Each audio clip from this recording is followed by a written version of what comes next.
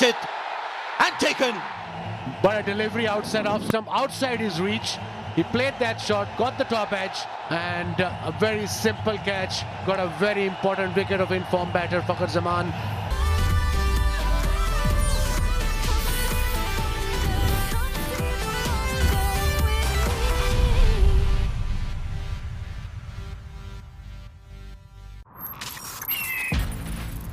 Season में पहली बार India photograph आपको भी लूंगा ना सेल्फी में। ठीक तो है आ नेक्स्ट जाऊंगा। टाइम वी ट्राई दैट आप दोनों इतने चौड़े हो सेल्फी में फिट ही नहीं आओगे। आप ज्यादा चौड़े मत हो वाइड आगे एंगल बढ़ने का। लगेगा दोनों को लाने के लिए अंदर।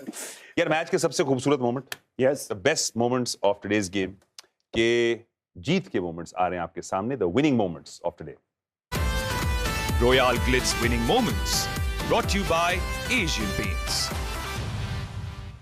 एक रन चाहिए भारत को, आप स्ट्राइक पे है, बना दीजिए रिंकू सिंह। ये लीजिए, जीत गई भारत ये आगे एशिया कप। हमारी हस्ती मिटाने की चाहत में न जाने कितनों के वजूद मिट गए। हमसे जो टकराएगा चूर चूर हो जाएगा। टीबी वर्ल्ड एशिया कप 2025 का खिताब जीत लिया है भारत ने। Royal Glitz winning moments brought to you by Asian Paints. यार ये विवेक भाई जब करते हैं ना इन मोमेंट्स में कमेंट्री तो और रोंगटे खड़े हो जाते हैं बिल्कुल। वोट है उनके लिए इंडिया की बैटिंग की शुरुआत और मैच की विक्ट्री पे उनको होना ही चाहिए वहां पर 100%। लाते हैं वो शेरो शायरी और एंड में जो जोश दिलाते हैं वो कमाल का होता है। लेकिन these moments will be etched वीरूपा जी हमारी मेमोरी में कि एक बहुत बड़ी जीत थी भारत के लिए और those winning moments are going to be etched. नहीं बिल्कुल हम लोग सोचते हैं कि वर्ल्ड कप खेल रहे हैं और वर्ल्ड कप में इंडिया पाकिस्तान फाइनल हो और फाइनल हम लोग जीतें तो वो खुशी का ठिकाना नहीं रहता। और आज ये वही मोमेंट था एशिया कप, लेकिन इंडिया पाकिस्तान फाइनल जो 41 साल बाद हुआ है वो जो इतने सालों से सब सोच रहे थे कि यार एशिया कप हो और उसमें इंडिया पाकिस्तान फाइनल होना चाहिए। जब आप जीतते हो और वो भी ऐसी सिचुएशन है जहाँ पर एक समय लग रहा था कि शायद इंडिया हार सकता है क्योंकि 3 विकेट गिर गए हैं, रिक्वायर 110 के ऊपर जा रहा है, वहाँ से जीतना सोने पे सुहागा हो जाता है, खासकर जब आपका पोजीशन पाकिस्तान हो तो। और वहां पर एक और मौका था पाकिस्तान के पास एक्चुअली, अगर संजू सैमसन का कैच पकड़ लिया होता उन्होंने तो शायद और समस्याएं हो सकती थी, भारत के लिए प्रॉब्लम भी हो सकता था और वो साझेदारी वहीं पर रुक जाती। अनफॉर्चुनेटली फॉर पाकिस्तान उन्होंने वो कैच ड्रॉप कर दिया और यही था टर्निंग पॉइंट मैच का।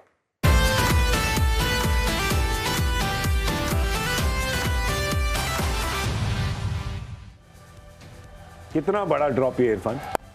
बहुत बड़ा, क्योंकि उसके बाद भी रन बने, क्योंकि वहाँ पे अगर आउट हो जाते 12 के स्कोर पे थी, उसके बाद बड़े शॉट लगाए संजू सैमसन ने, मोमेंटम और मिला है और अबरार और खतरनाक हो सकते थे ना, क्योंकि फिर वो ज़्यादा गुगली का इस्तेमाल करते, वेरिएशन का इस्तेमाल करते, फिर दबाव में आके शिवम दुबे को खेलना पड़ता। लेकिन इसके बाद वो और बेस बना दिया था संजू सैमसन और तिलक वर्मा ने मिलके, फिर वो बेस को आगे लेके गए शिवम दुबे।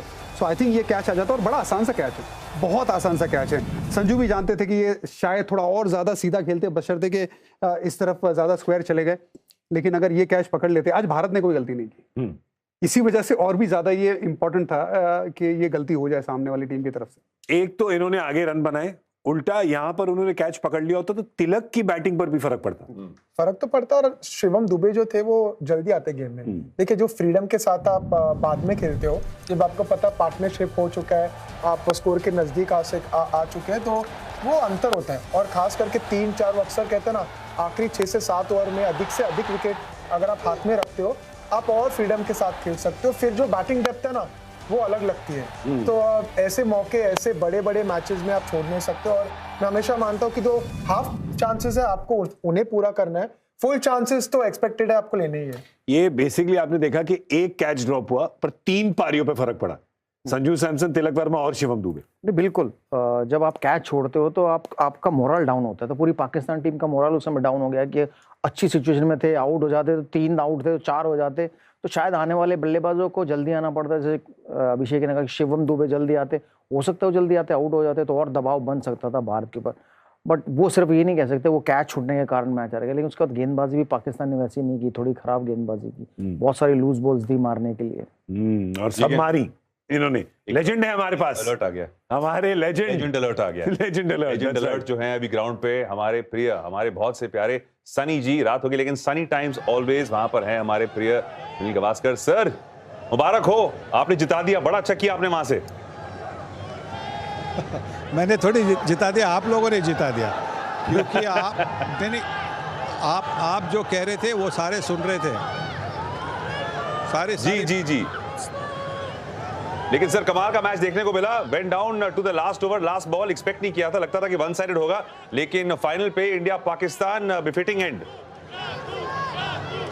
जी बिल्कुल, इंडिया पाकिस्तान का गेम हमेशा दिलचस्प रहता है, और आज जो दिलचस्प इसीलिए हुआ क्योंकि हमारे जो बल्लेबाज थे उनको लगा कि यार थोड़ा सा दिलचस्प करें, इसी की वजह से वो पहली 3 विकेटें गई ना, वहाँ से मैच दिलचस्प हो गई। नहीं तो क्या होता कि 148 रन अगर 2 विकेट खोकर और 16वें ओवर में होते तो मज़ा नहीं आता ना, इसलिए हमारे जो बल्लेबाज थे उन्होंने सोचा थोड़ा मज़ा ले आए उन मैच में, और चलो बाकी लोगों को भी चांस दे, बाकी जो बढ़िया सर, बल्लेबाज है उनको चांस दे।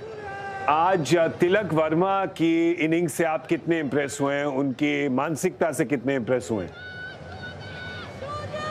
देखिए, उनकी टैलेंट के बारे में तो दो राय है नहीं, सारे मतलब रेड बॉल फॉर्मेट में देखे या वाइट बॉल फॉर्मेट में वो बड़े रन कर सकते हैं, क्योंकि उनकी मानसिकता जो है ना वो बहुत अच्छी मानसिकता है।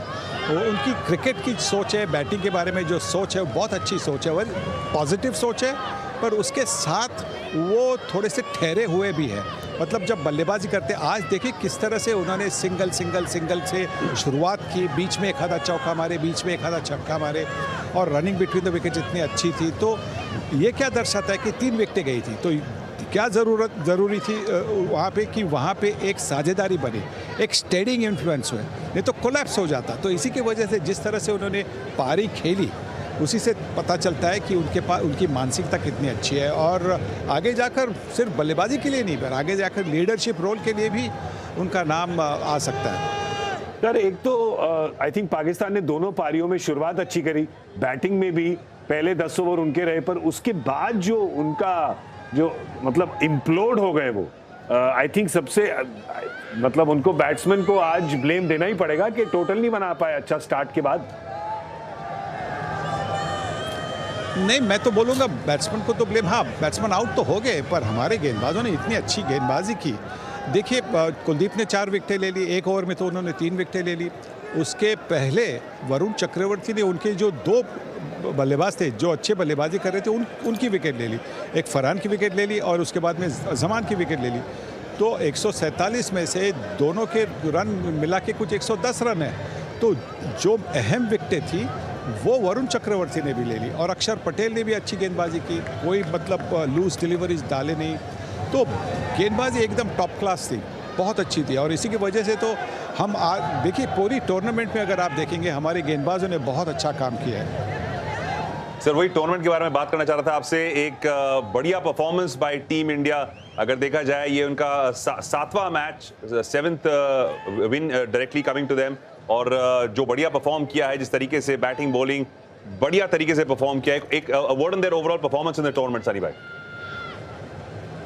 बिल्कुल, देखिए पूरी तरह से आप देखें तो ऑलराउंड परफॉर्मेंस था। शुरुआत में जो हमारे बल्लेबाज थे अभिषेक शर्मा, शुभमन गिल, जो स्टार्ट्स उन्होंने दे दी है, बीच में आके जो बाकी जो सैमसन ने रन बनाए, तिलक वर्मा ने रन बनाए, तो मतलब पूरी तरह से संतुलित बैटिंग थी। हार्दिक पांड्या जब खेले तो हार्दिक पांड्या ने भी बैटिंग में तो 30-40 रन किए कुछ 20 गेंदों में। तो ये जो डेप्थ थी बैटिंग में, जो मतलब जो एक डेप्थ थी, तो उससे आगे के जो खेलने वाले उनको एक फ्रीडम मिलता है कि भाई आप ताबड़तोड़ शॉट मारने की कोशिश करें। बाकी मतलब आपके पास नंबर 7 और 8 के भी बल्लेबाज है जो पारी को संभाल सकते हैं। हाँ, अगर 50 ओवर की बात होती तो बात अलग, पर 20 ओवर के मैच में आपको ये चाहिए कि हर गेंद को 1 रन तो कम से कम होना चाहिए। जितनी कम बिंदी गेंदें होती है उतना आपका ज़्यादा रन भी बनता है। सनी सर, इरफान बोल रहा हूँ, बहुत बहुत मुबारक हो आपको। एक सवाल ये है कि संजू सैमसन जो आउट ऑफ पोजीशन बैटिंग कर रहे थे, बतौर ओपनर आपसे बेहतर कोई नहीं बता पाएगा कि नीचे बैटिंग करना और ये जो क्रूशल पारीज आई है, इनिंग्स आई है, जो लास्ट 2 इनिंग आई है, खास करके फाइनल में भी, वो कितनी इंपॉर्टेंट और कितनी मुश्किल, और साथ ही में शिवम दुबे की पारी के बारे में आपका क्या ख्याल है?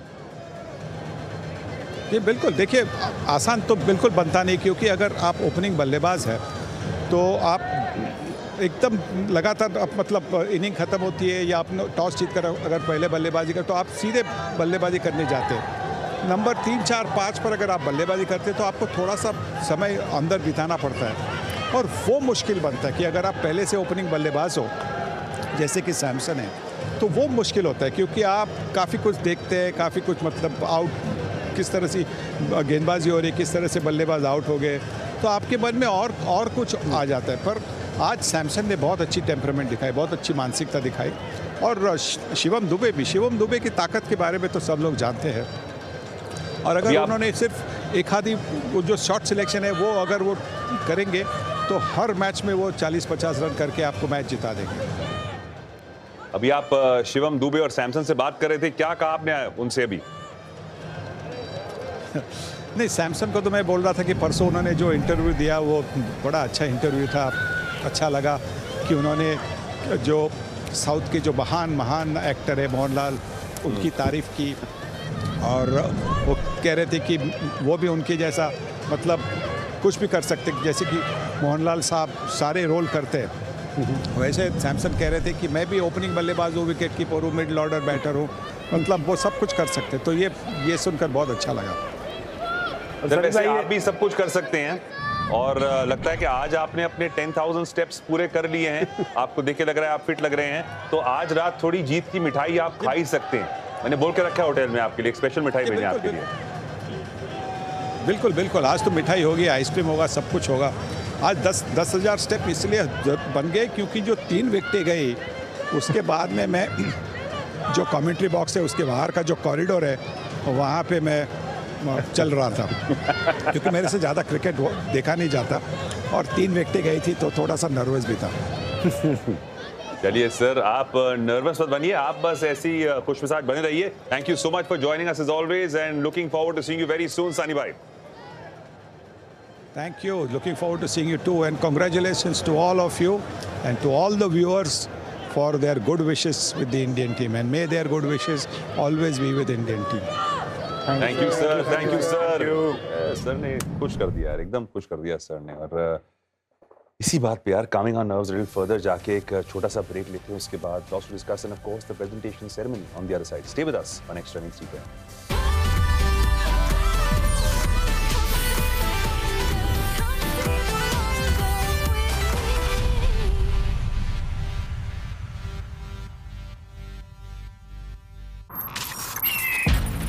ग्यारह सीजन में पहली बार इंडियाज गॉट टैलेंट पर होने जा रहे हैं